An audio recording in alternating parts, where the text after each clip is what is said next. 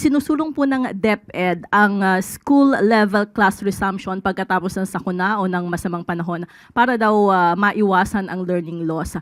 Naiparating na po ba ito sa Pangulo, and what is his thought on this? Sang-ayon po ba siya? Yes, opo. At ito naman po ay inaral din po ng DepEd sa pangunan ni Secretary Sani Angara. At muli babanggitin ko kung bakit ito ay ang proposal po ng DepEd.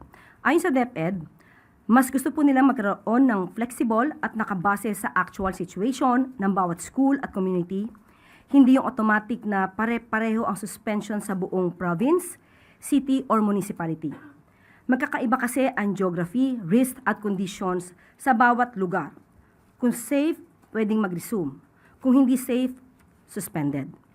Pero hindi ibig sabihin nito na kanya-kanya ang schools.